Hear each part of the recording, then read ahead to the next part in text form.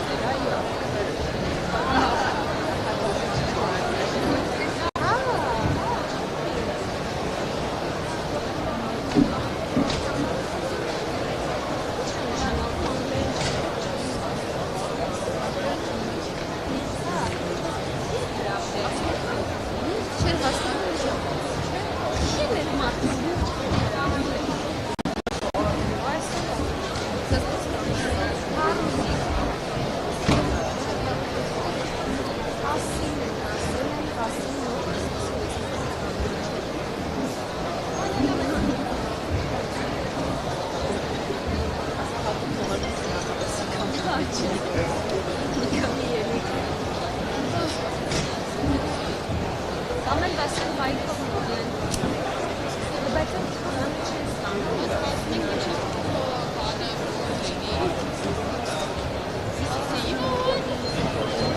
արտակին ասեցին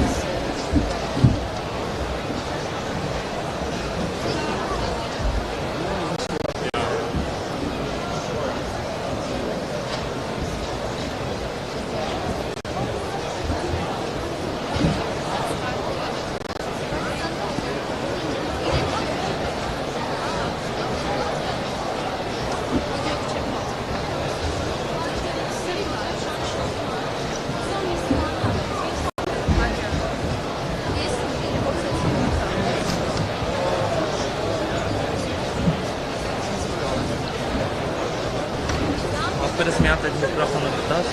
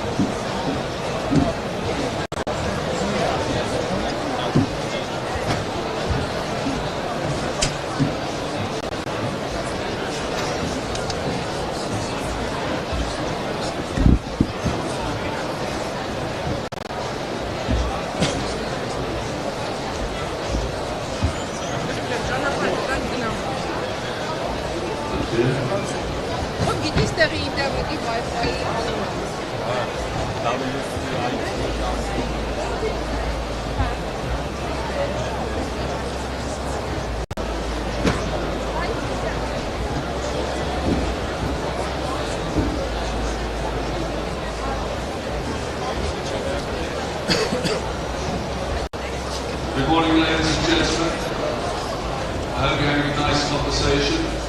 Just to let you know, we'll be getting going in about 5 minutes' time, so kind of get yourself ready, and we'll have an amazing day. Thank you.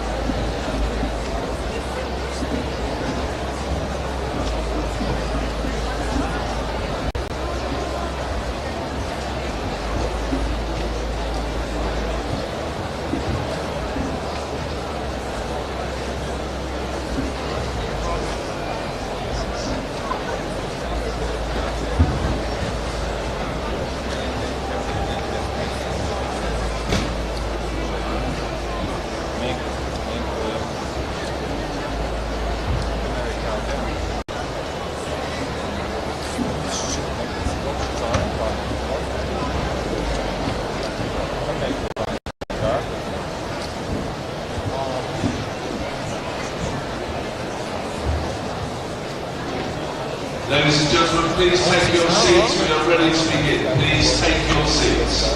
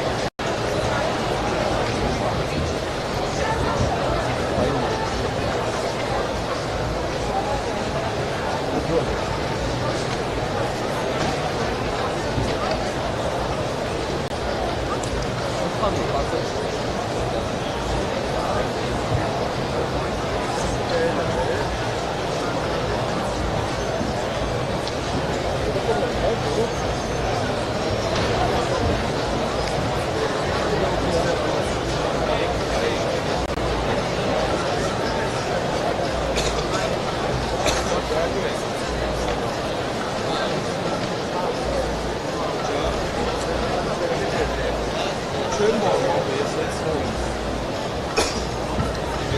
Ես հատեղ բացում արիք։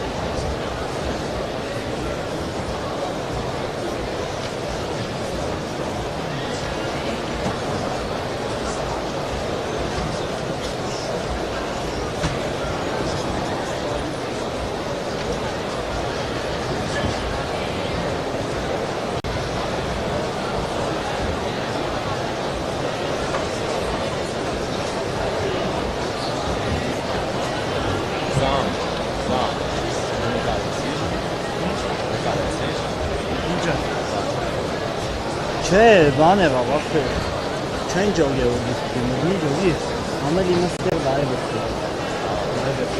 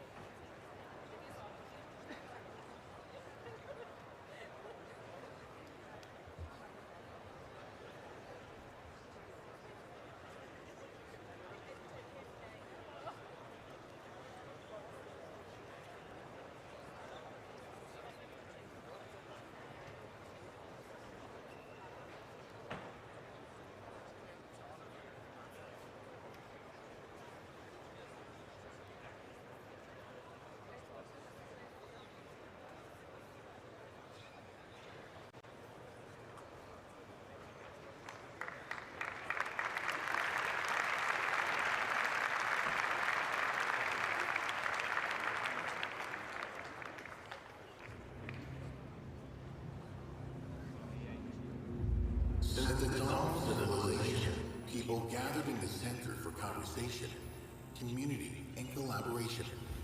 The world was divided in center and periphery, capital and province, stage and audience. Then technology taught us to communicate in a different way, and decentralization began. Just a moment ago, the center was where we used to be seeing it, but now, new centers are appearing.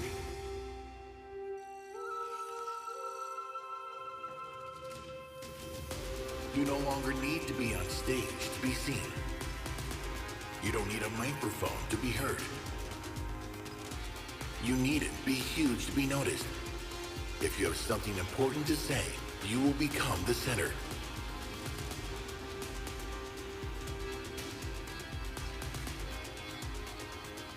And it's not necessary to be in a center to be the center. You can be anywhere.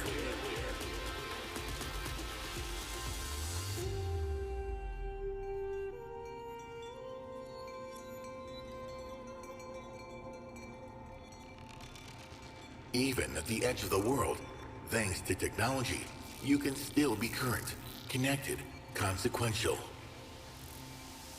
The center is not a place or a political status, not a physical property or money. The center is where it is, interesting. And it can be everywhere. Look around. There are thousands of centers in this very hall. And each of us has the power to change the world right from our seats. That's what we mean by the power of decentralization.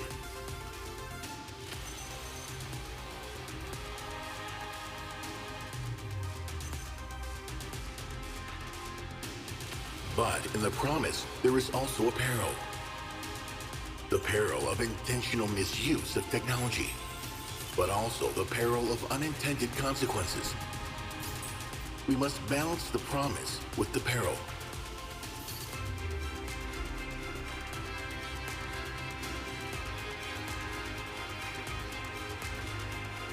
When you become the center, you are in charge of the way you influence the world.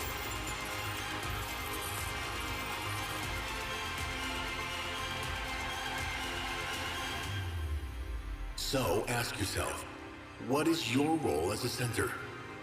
What is your responsibility? To yourself, your community, humanity? You need to ask these questions today, because decentralization is already here. Today, Armenia is the center.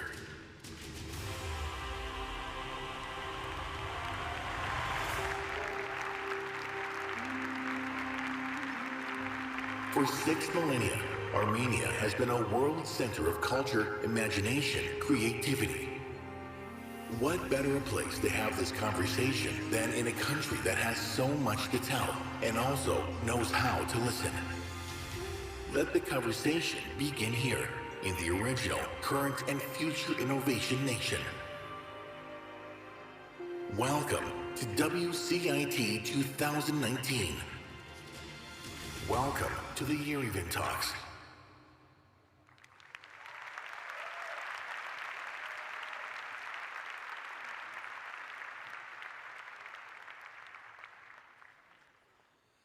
Welcome to WCIT 2019. Welcome to Yerevan.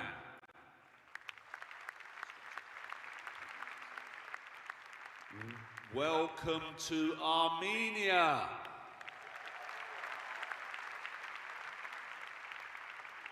And finally, and most importantly of all, welcome to the center.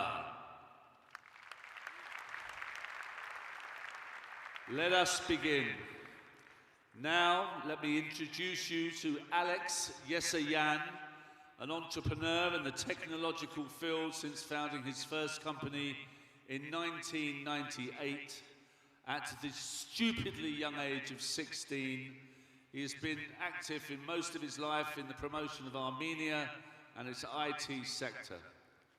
A co-founder of UCOM, one of the top ICT companies in Armenia, he's also president of the Union of Advanced Technological Enterprises, which seeks to consolidate the Armenian high-tech community around one center, one vision. Please let me introduce you, Alex Yesayan.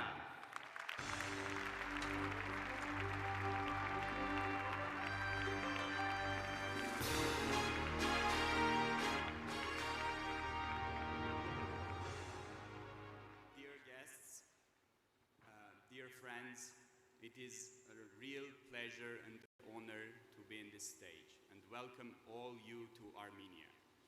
This was a big dream to bring this conference to Armenia, and especially Karen Vartanyan, CEO of UAT, had this dream for more than 10 years.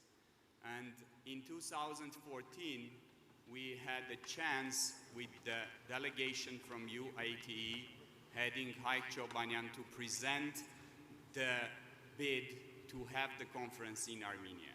It was 5 years ago, and we win this bid by showing, presenting the Power of Decentralization theme to the committee of WCIT. So Armenia is now uniquely positioned, I think, today to become the center for these next 3 days, as well to become the center in the region as IT is developing in our country. So I am very happy to see all our guests coming from all different places, and we are very happy to have this conference in Armenia. Thank you very much and welcome to Armenia. Let's have a great conference. Thanks.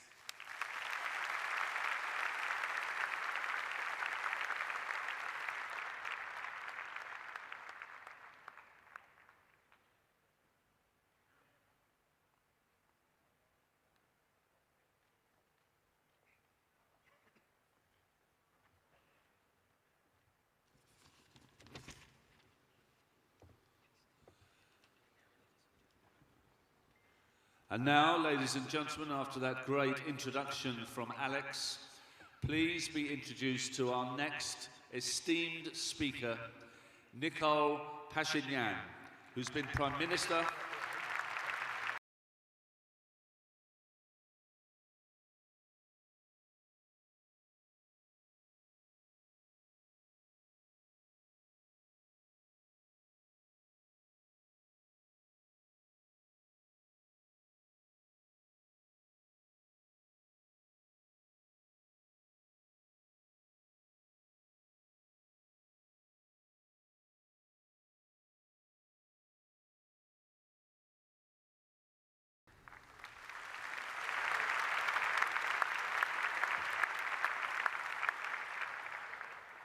Շնորհակալ եմ։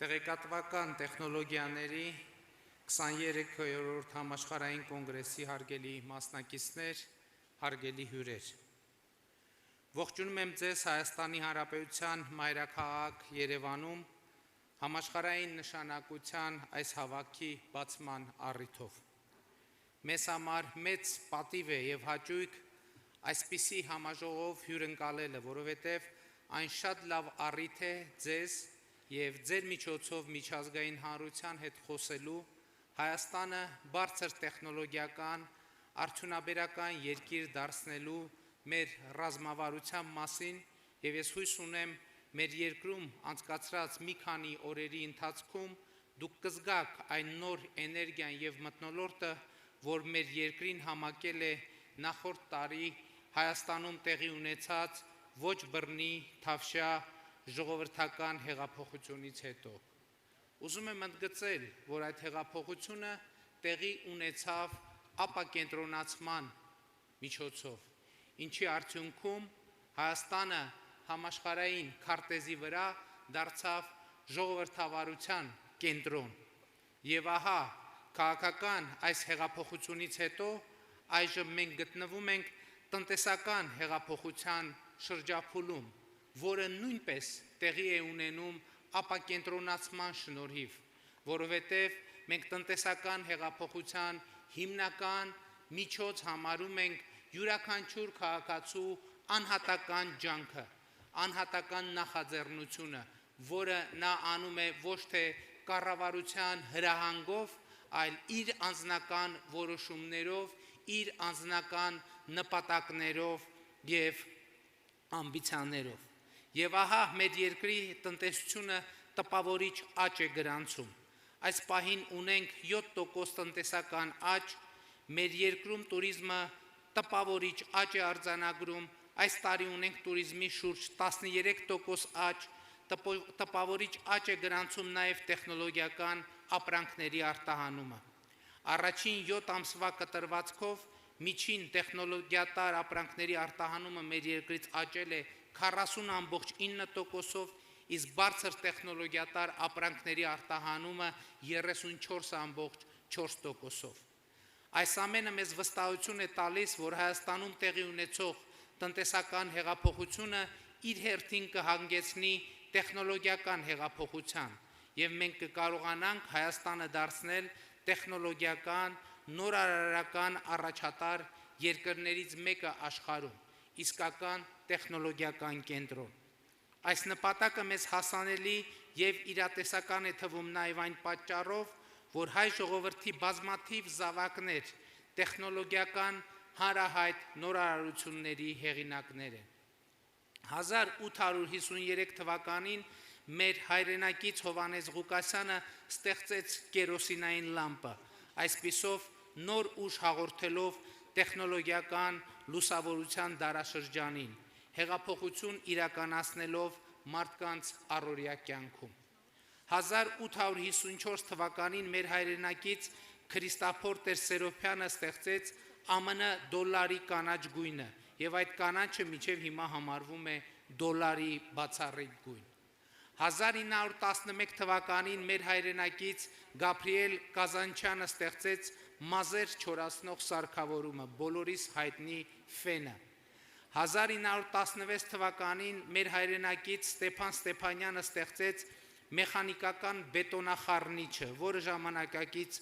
աշխարհում նույնքան տարածված է, որքան ֆենը։ 1930-ականներին մեր հայրենակից Հովհաննես Ադամյանը ձևակերպեց և ստեղծեց այն ալգորիթմը, տեխնոլոգիան, որը հնարավոր դարձրեց գունավոր հեռուստացույցների ստեղծումը։ Ժամանակակից աշխարհը դժվար է պատկերացնել առանց գունավոր հեռուստացույցի, դոլարի կանաչի, ֆենի կամ մեխանիկական բետոնախառնիչի։ 1931 թվականին մեր հայրենակից Ասատուր Սաֆարյանը ստեղծեց ավտոմեքենաների ավտոմատ փոխանցման տուփը, նոր հեռանկարներ բացելով ավտոմոբիլաշինության հետագա զարգացման համար։ 1939 թվականին մեր հայրենակից Լյութեր Գևորգ Սիմիջյանը ստեղծեց բոլորիս հայտնի բանկոմատը, որը նույնքան տարածված է ժամանակակից աշխարհում, որքան դոլարը, ֆենը, որքան բետոնի մեխանիկական խառնիչը,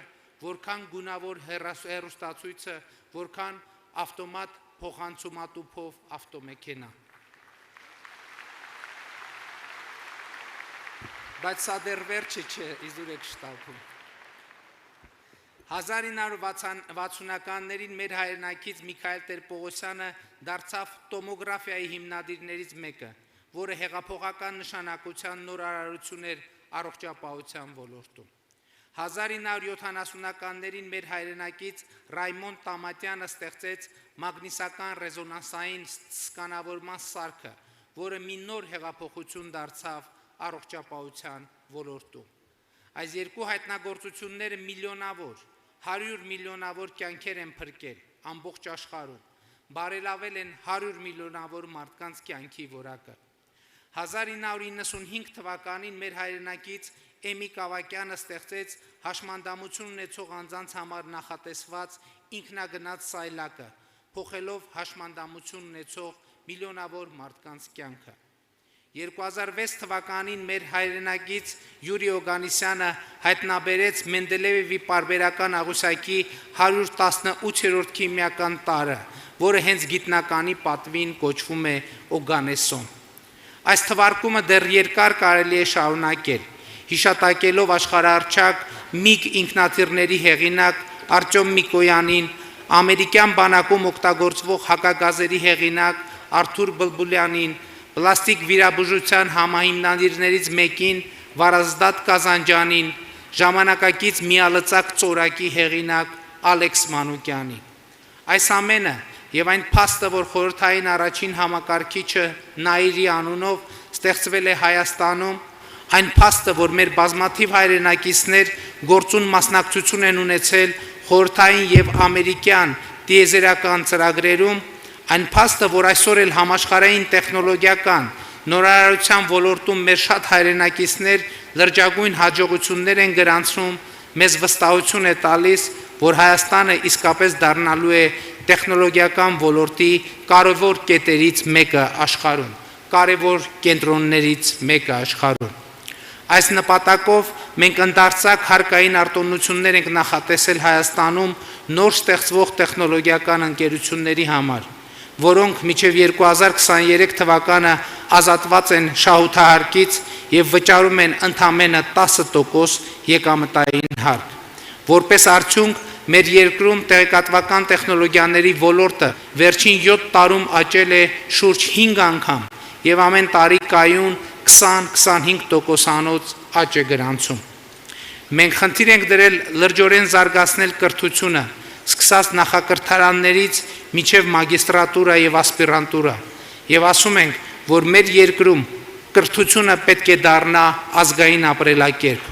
այն տրամաբանությամբ, որ մեր երկրում մարդը երբեք ու երբեք չպետք է դադարի սովորել, եւ մեր բոլորի սկսած վարչապետից, ավարտած համակարգչային օպերատորով կրթական ցենզը, պրոֆեսիոնալ մակարդակը ամեն հաջորդ օր պետք է ավելի բարձր լինի, քան նախորդ օրը։ Տեղեկատվական տեխնոլոգիաների համաշխարհային 23-րդ կոնգրեսի սիրելի մասնակիցներ։ Մենք հավատում ենք, որ Հայաստանը կարող ենք դարձնել դրախտ տաղանդավոր մարդկանց համար։ Ինչպես երկար տարիներ աշխարհի տարբեր երկրներ, Ֆրանսիան, Ռուսաստանը, Ամերիկայի Միացյալ Նահանգները, Սինգապուրը, Մեծ Բրիտանիան, Հնդկաստանը, Իրանը, բազմաթիվ այլ երկրներ սեփական տաղանդը զարգացնելու եւ դրսեւորելու, կրթություն ստանալու եւ հայտնագործություններ անելու հնարավորություն են տվել հայոց ցեղասպանությունից մազապուրծ մեզ բազմաթիվ հայրենակիցների,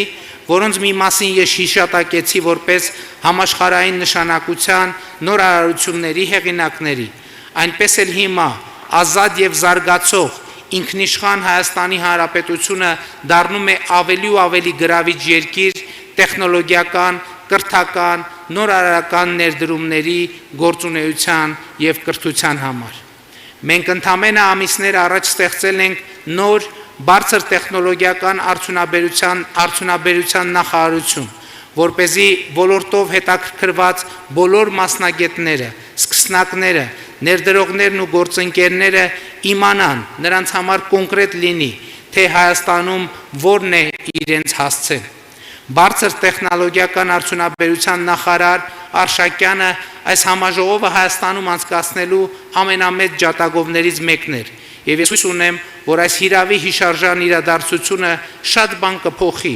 տեխնոլոգիական աշխարհի եւ Հայաստանի Հանրապետության հարաբերություններում։ Եվ մեզ բոլորիս, սիրելի ներկաներ, հաջողություններ եմ մաղթում բարձր տեխնոլոգիաների միջոցով աշխարհը ավելի մարդասեր, ավելի աստվածավախ, ավելի քաղաքակիրթ ու հանդուրժող դարձնելու գործում։ Հարգելի հյուրեր, տեխնոլոգիա, բայց խնդրում եմ բաց չթողնեք հայկական արևահամ մրգերը, ամմոռանալի խորտիկները, դրախտային գինին ու կոնյակը վայելելու այս բացառիկ հնարավորությունը։ Եվ իհարկե հայկական աշունը, որը տաք ու հյուրընկալ է ինչպես միշտ։ Հույս ունեմ առաջատար տեխնոլոգիաների ձեռնարկությունների միությունը Հայաստանը վայելելու ժամանակ է թողել մեր բոլոր հյուրերի համար։ Շնորհակալ եմ ուշադրության համար։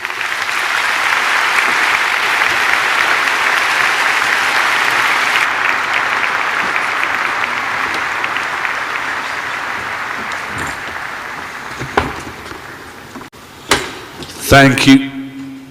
Thank you, Prime Minister, for that inspiring speech. I'd now like to introduce to the stage the chairman of the World Information Technology Service Alliance, the one and only, who thinks that soft power is changing the world, the one and only Ms. Yvonne Chu.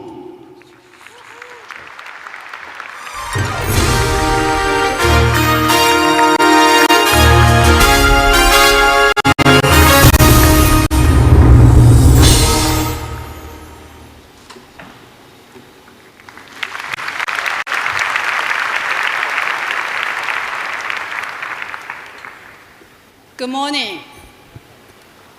Good morning.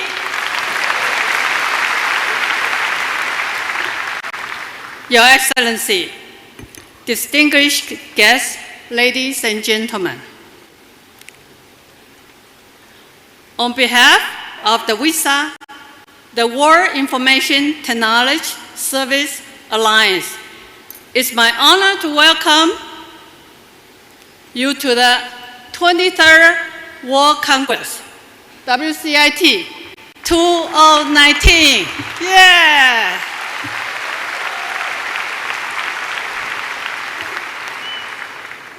For those of you who may not be familiar with WCIT, WCIT is a consortium of leading ICT association presented 90% of the information and communication technology industry with over 83 countries. In Armenia, WCIT members UATE, the Union of Advanced Technology Enterprise. I would like to thank Republic of Armenia government for the fully support. Thank you.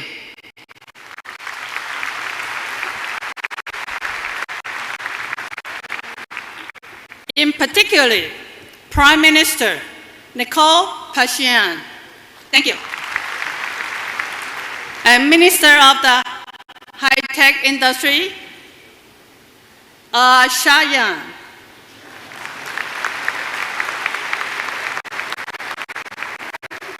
In addition, I would like to thank UAT under leadership of the President, Alexandra Yeshan,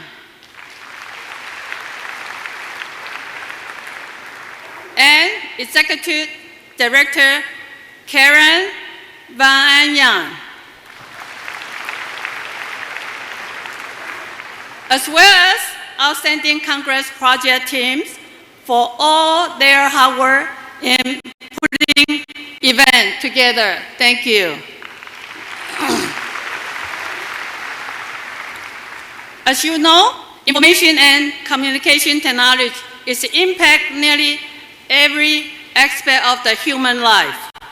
Key sectors such as communication, education, manufacture, healthcare, transportation, environment, and being transformed by the incredible innovation brought by ICT. There is such more to come. In order to continue realize the benefit of ICT, the number of the factors need to be in place. In particular, regulatory public-private partnership and reliable and affordable infrastructure must be available for everyone. A principal approach to privacy, security, and data protection must exist to instill trust and confidence in fundamental building block of the digital age. Free flow of the data and talent across, whereas skilled domestic workforce required.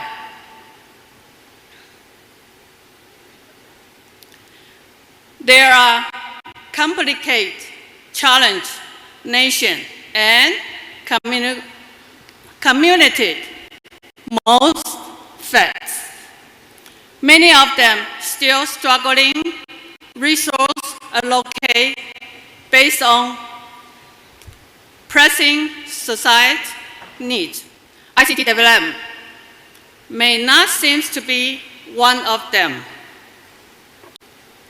However, we know it's proven that those countries that make the decision to commit to ICT development benefit greatly to their decisions, such as Armenia.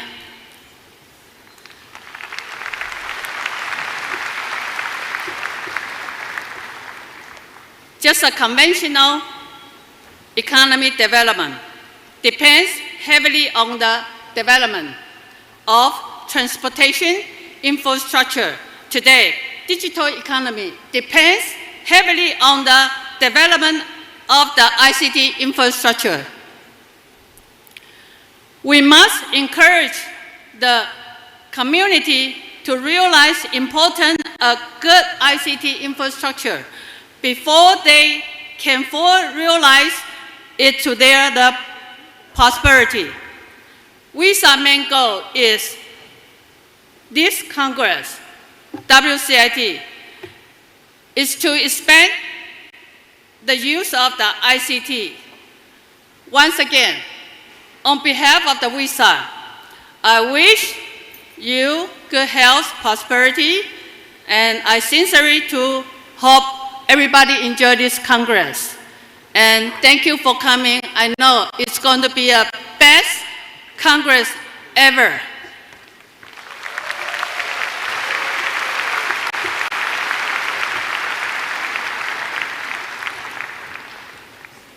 Semoga Galusum.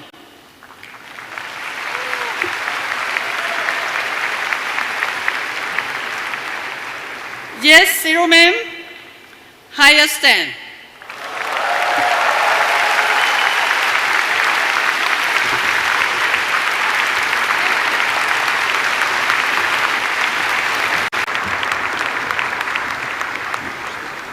Thank you, Yvonne. That was amazing.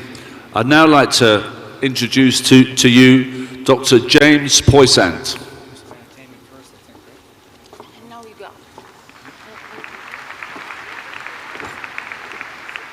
He is the Secretary General of the World Information Technology and Services Alliance, WCIT, and is responsible for the day-to-day operations of the Global Alliance.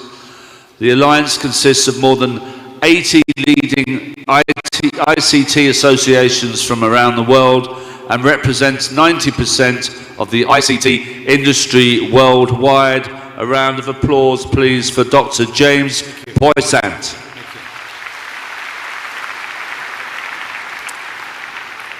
Thank you. Before I begin, I would like to mention that last evening had to be the most spectacular opening in our 41 years history.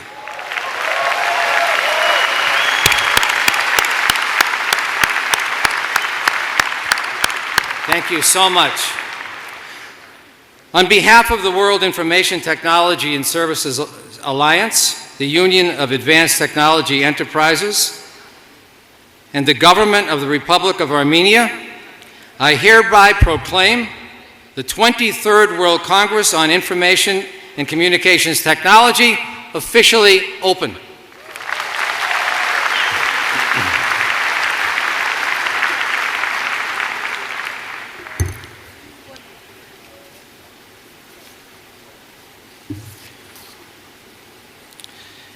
Well, good morning, Your Excellencies, distinguished colleagues, ladies and gentlemen, members of the international media.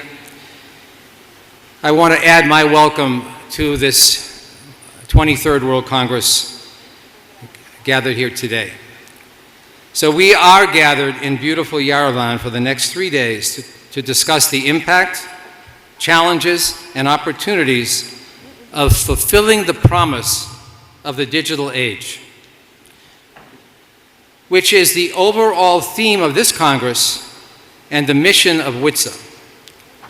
The promise of the digital age can only be realized when everyone on Earth is benefiting from information and communications technology. This year, we will pay particular attention to the sub-theme of the event, as you know, called the Power of Decentralization. The internet is a great equalizer. It allows anyone, anywhere, the opportunity to benefit and contribute to the digital age. Yet there are perils as well as promises associated with this wonderful period in our history. The delegates of this Congress are made up of large as well as small and medium-sized ICT providers, senior government officials, national and multinational users of ICT, globally recognized institutions, academics, students, entrepreneurs, healthcare providers, and media from around the world, as well as other stakeholders who are playing a key role and have interest in the expansion of ICT around the globe. Ladies and gentlemen, this Congress has been designed to include many of the components that make up the digital age. All of these elements play a key role in the unfolding evolution of this marvelous period. We will examine, discuss, and review these components in the context of gaining a comprehensive understanding of how we can expand the usages and benefits of ICTs. And in so doing, we will be collecting key recommendations from each session to build on as we move into the future. And while we're speaking of the future, I'd like to mention that the event has been awarded in 2020 to Penang, Malaysia, and in 21 to Dhaka, Bangladesh. Congratulations.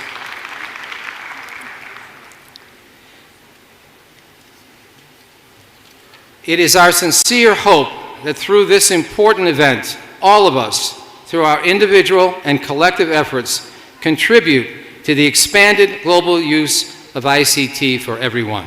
And on behalf of WCIT, I wish to once again especially thank the delegates, UATE, the outstanding project staff, your President, Mr. Prime Minister, Minister of High Technology, High Tech Industry, the City of Yerevan, and the WCIT 219 sponsors for their generosity and support.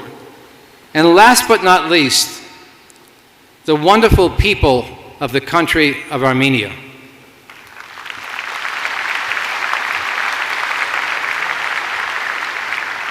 May this Congress have a long-term beneficial effect on your country and improve the quality of life for all of your citizens. I sincerely hope you enjoy the conference. Once again, thank you so much for coming.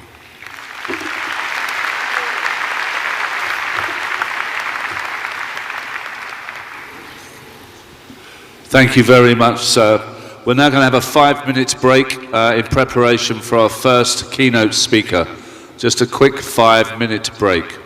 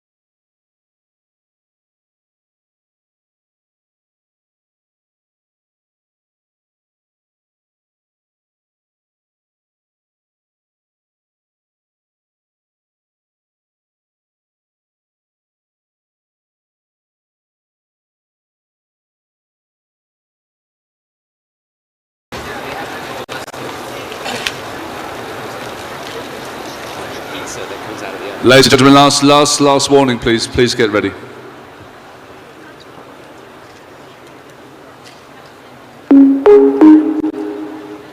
me just see how the crowd is doing.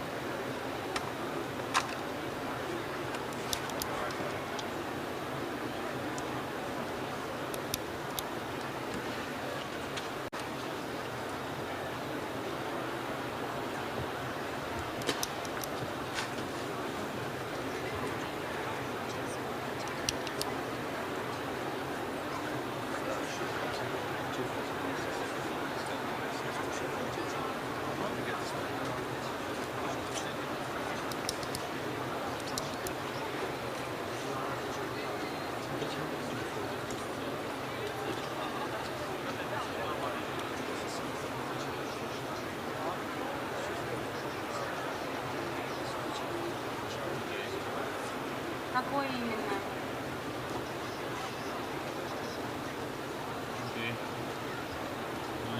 Yeah, we can start.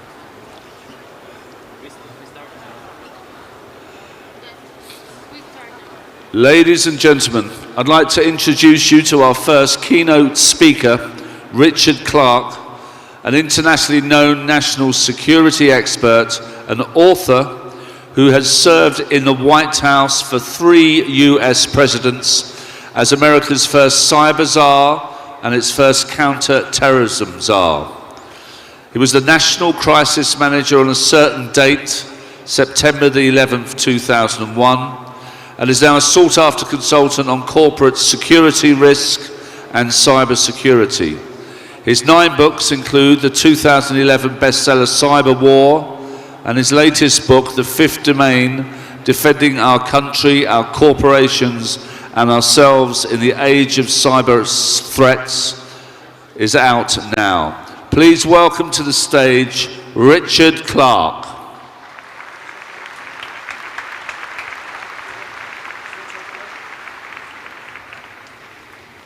The future is now.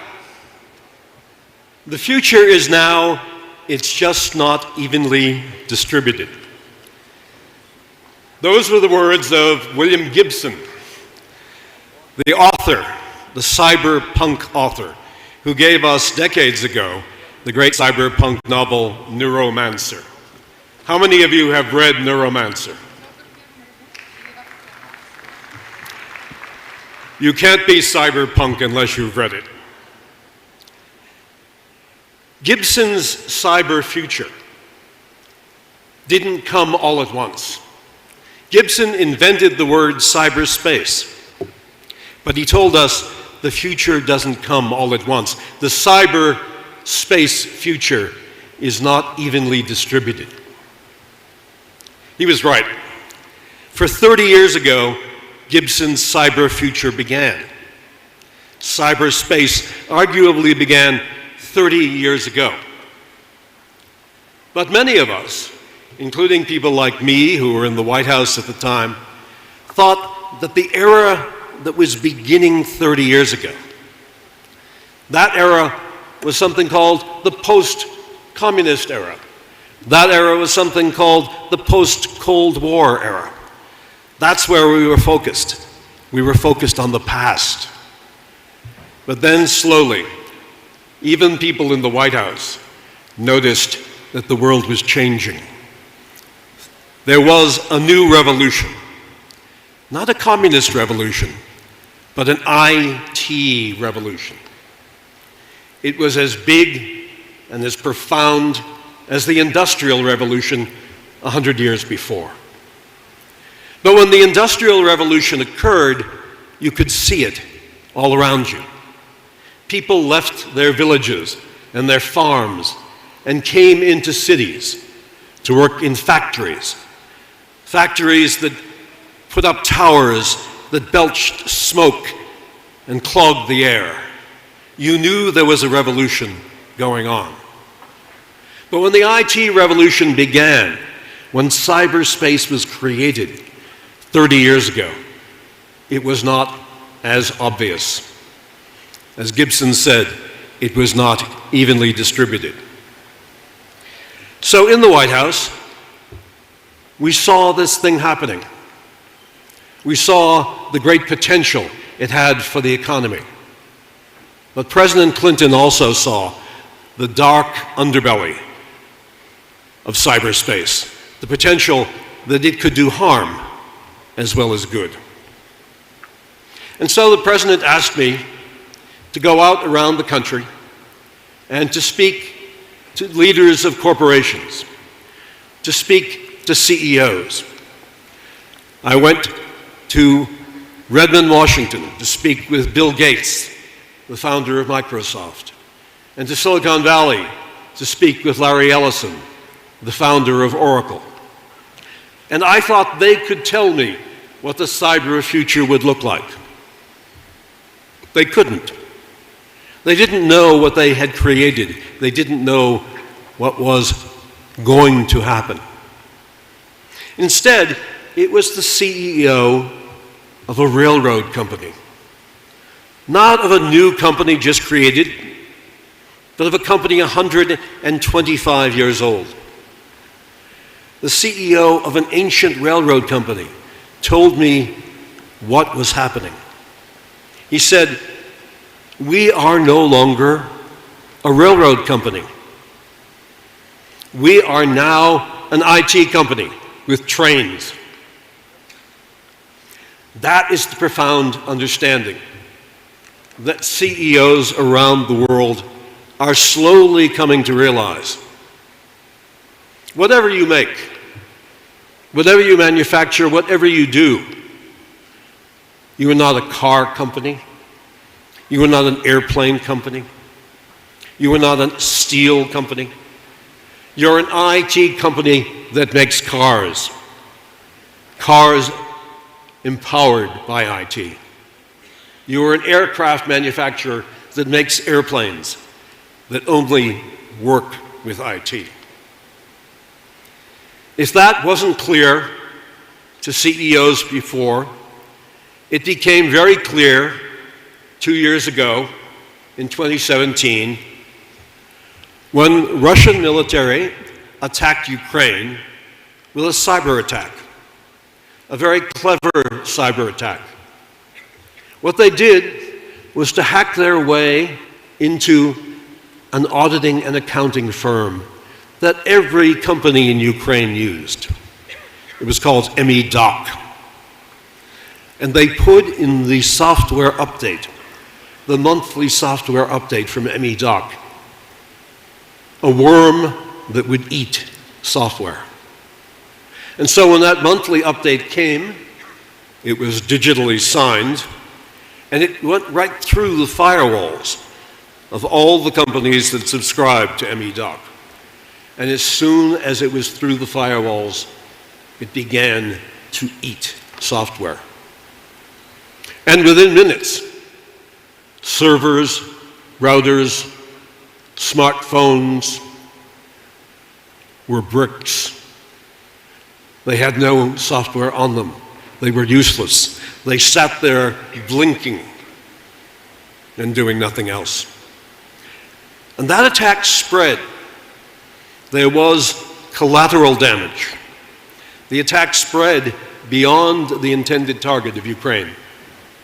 The attack spread out over virtual private networks, over corporate VPNs around the world, throughout Europe, throughout the United States, and even back into Russia.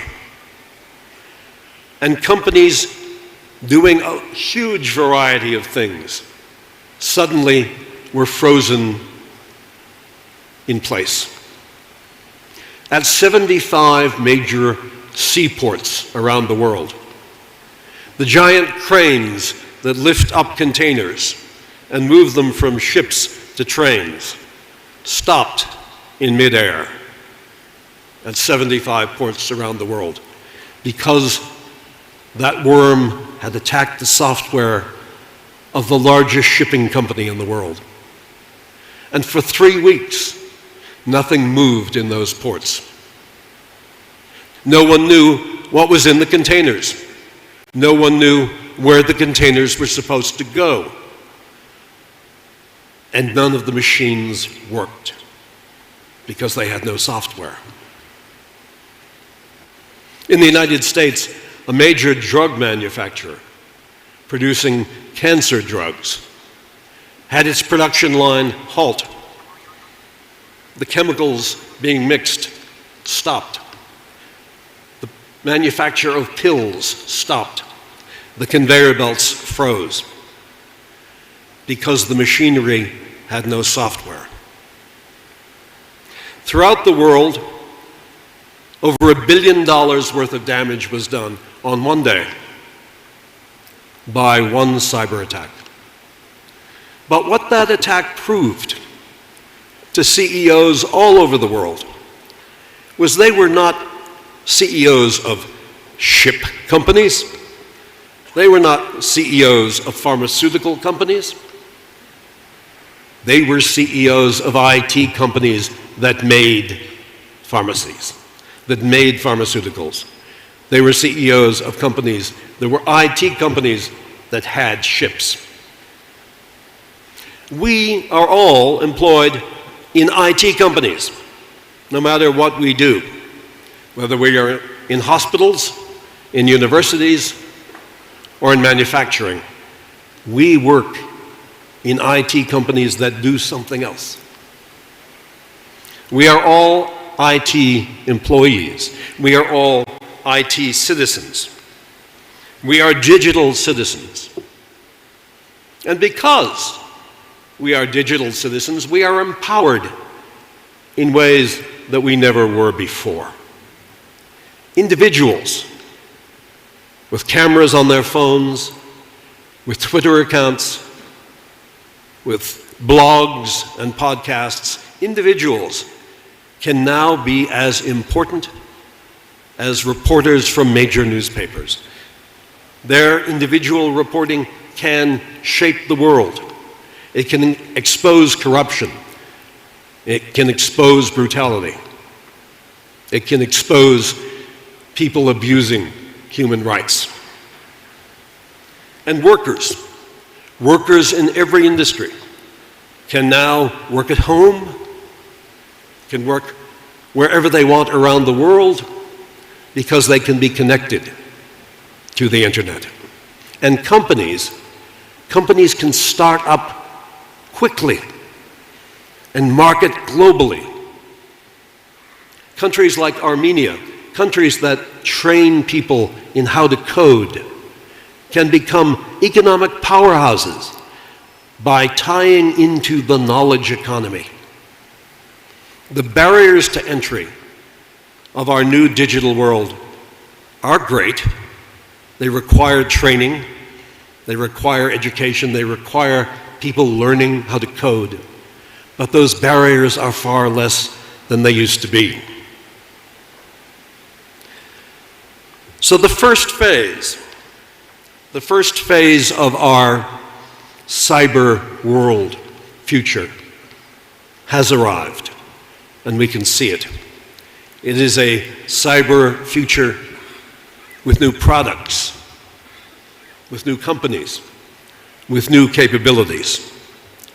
But it's also a new future with hacking and with digital inequality, because so many parts of the world are being left behind because, unlike Armenia, they are not training the youth in coding and in IT technology. But that first phase is coming to a close, and we are entering a second phase of our cyber future. It's a second phase driven by 3 new technologies. The first of which is machine learning and artificial intelligence. The second of which is quantum computing. And the third is 5G and the Internet of Things. They all offer great opportunities and great risks. Let's start with artificial intelligence, or as it's better called, machine learning. Machine learning is already operating. It's already here. It's part of the future that's unevenly distributed. Machine learning affects you every day, whether or not you can see it happening. Machine learning is uncovering facts that we didn't know existed. Machine learning is uncovering patterns in vast data lakes filled with information that we had but couldn't harvest. But machine learning is also incorporating human biases. It's also making decisions in ways that we cannot audit, that we cannot determine how or why those decisions were made. Were they made as a result of mistakes that the authors of the AI program made? We need to be able, if machine learning is going to expand its control of our economy and our lives, we need to be able to audit machine learning, to know how and why decisions were made, and to ensure that unconscious bias was not introduced into the coding. We don't want machine learning to perpetuate racism, sexism, and other things that hold us back as a human community. We need, with machine learning, as well as with quantum computing and 5G and the Internet of Things, to introduce into our process of technology ethics and moral standards. We need to have international norms so that as we go into this second phase of cyberspace, we are in control of it, and it is not in control of us. Quantum computing, working with machine learning, will shape our future. Konstantin Karagiannis has said of quantum computing that it will have a greater effect on technology around the world than the transistor had in the 1950s and 60s. And quantum computing, until earlier this year, many people thought was some fictional future. Like cold fusion, they said quantum computing would always be 20 years off. But just this month, Google has announced, although it has since withdrawn it, but it will announce again, that a Google quantum computer has achieved quantum superiority for the first time. It is no longer a myth. It is no longer some future possibility. There is a working quantum computer today that is solving problems. Now, what is digital superiority? It has nothing to do with war or defense or national superiority. Digital superiority through quantum computing means a quantum computer has, this year, for the first time, worked and solved a problem that no conventional computer, no supercomputer could ever have solved. The Google quantum computer solved in 3.5 minutes an equation that would have taken a supercomputer 10,000 years to solve. Now, just as with machine learning, yes,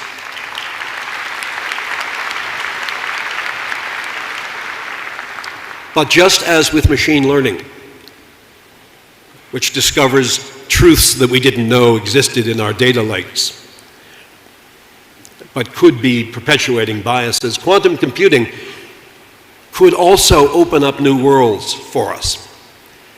It could create new drugs. It could create new metals and metallurgical processes. It could make our life immensely better in the relatively near future.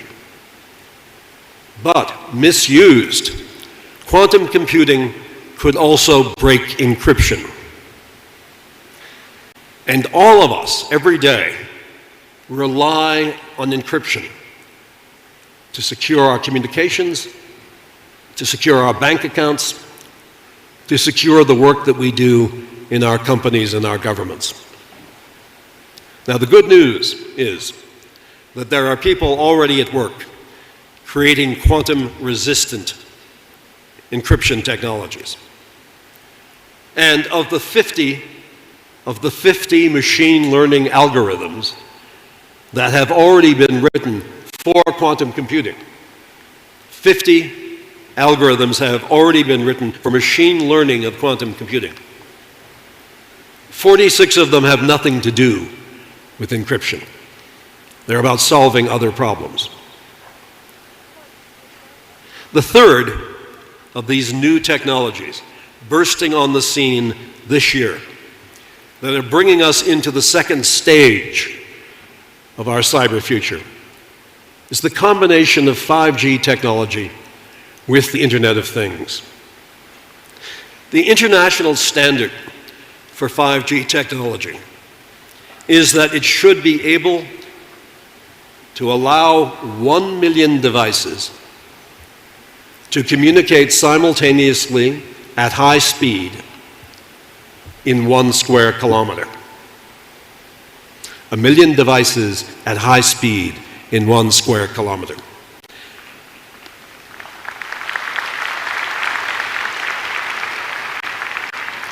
And that is being achieved.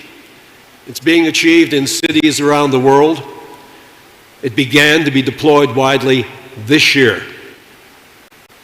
And what it is enabling is the future that we've all read about for years. For years we have read about self-driving cars, autonomous vehicles. But they would never work because they were not smart enough, they couldn't communicate with each other, they couldn't communicate fast enough. 5G will make that possible. 5G will connect billions of devices to cyberspace. More devices will be connected within the next 3 years to cyberspace than there are people on the planet. Think about that.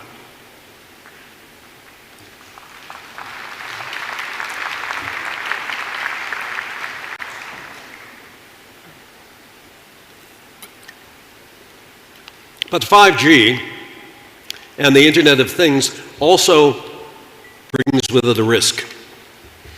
For we are connecting directly to cyberspace, directly to the Internet, devices that are unprotected. Hospitals are connecting machines like IV drip machines, heart-lung machines, machines that are keeping people alive, connecting them to networks, and they are not protected. We have already seen what can happen when ransomware hits a hospital. Hospitals stop working. They no longer accept patients in the emergency rooms. They cancel surgery. They send patients home because their devices are not protected, and their devices and their network are essential to their operations. What we've seen with ransomware hitting hospitals around the world is just the tip of the iceberg of what can happen as the 5G IoT revolution plays out, creating more attack surfaces, creating more opportunities for people to take over devices. We have already seen one Chinese camera system deployed around the world as part of the Internet of Things that was hacked and became a launching platform for the largest digital denial of service attack the world has ever seen. So 5G and the IoT can do great things, but they can also create great disruption. These three technologies, machine learning, quantum computing, 5G, and the Internet of Things, do not stand alone, but they stand in combination. And think about what they can do together to create a new world in this second phase of our cyberspace revolution. It's the combinatory effect of the technologies working together. And not just working with those three technologies, but think of the new technologies that are being empowered by IT today. The genetics revolution, the great expansion in robotics, those things could not have happened without the advances in IT. And while we here are more IT experts than experts on genetics or experts on robotics, we need to know what's happening in those fields too. Because IT combining with them is going to change the world in the lives of most people alive today. The great change that has occurred in the last 30 years will look like nothing compared to the revolution of the next 30 years, when all of these technologies come together. And they will come together, we hope, to create a better world. A world where diseases are conquered, where genetic defects are eliminated. A world where information flows freely. A world of greater equality and greater equality of opportunity. Putting all of these technologies together will allow us not just to explore our genetics, but to explore outer space. Sending robots powered by machine learning to the planets and beyond. These technologies working together will allow us to address the greatest challenge of our generations, climate change. If we can't find a way for these technologies to deal with climate change, then we will face a far worse future than we all hope for. But buried in these technologies may be the capability to reduce carbon emissions, to change the effects that are already happening to our world and to our climate. So, while these technologies offer those great hopes, they're also making the world more fragile and more dangerous. We are now dependent upon these technologies. We can't go back to an era where there was no IT. If the internet systems fail, or if they are attacked and eliminated, our entire society stops. Our civilization ceases.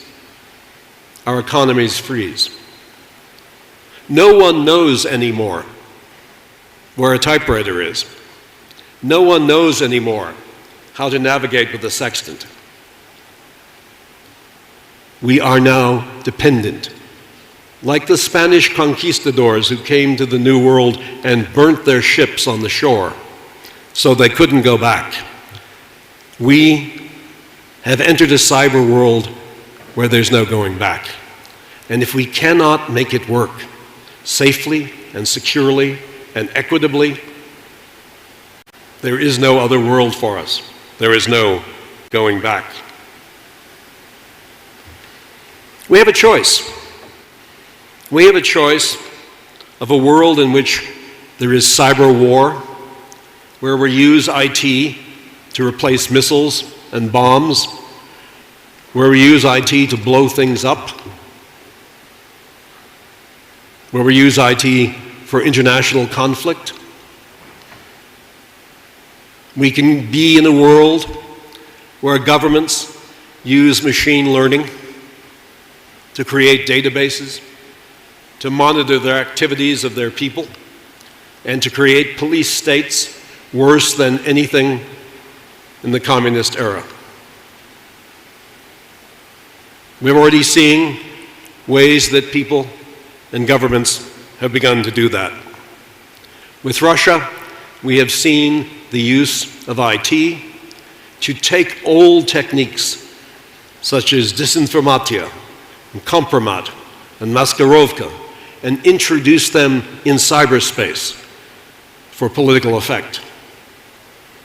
We are seeing in China a government using artificial intelligence with facial recognition to track every citizen, to give every citizen a social score, a score that indicates how willing they are to obey.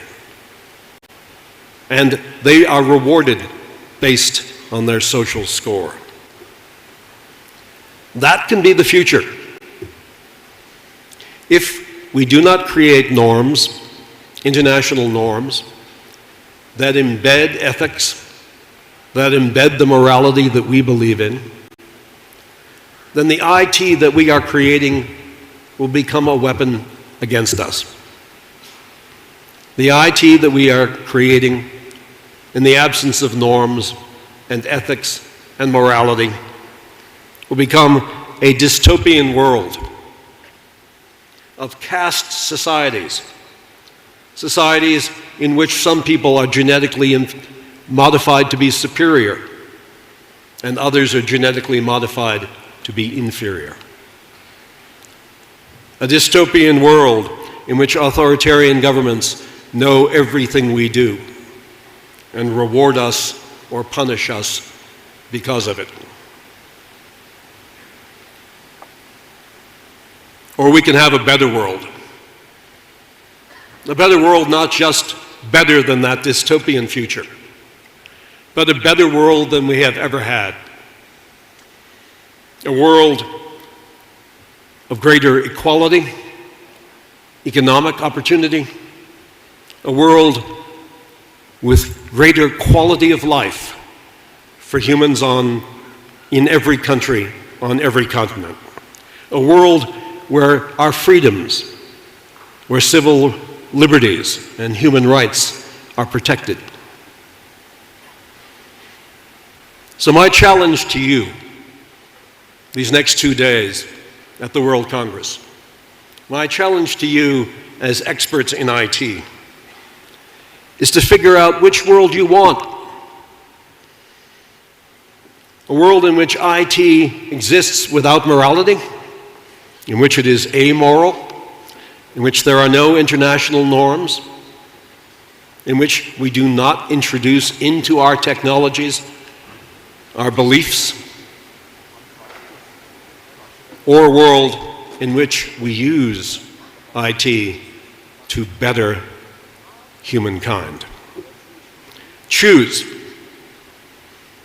In the panels today and tomorrow, experts will address these issues I have raised. I challenge you, as participants in this conference, to choose which path you want, and then figure out how we will get there. I think it's easy to choose. I want a future better than the past. What's difficult is to figure out how to get there. So in this conference, begin writing that agenda, the agenda to get to the better world empowered by IT. And then, having written that agenda, act, start doing it, so that when Gibson's future is fully realized, when cyberspace is fully built out, when the future is completely here, it will be a future we wanted. Thank you very much.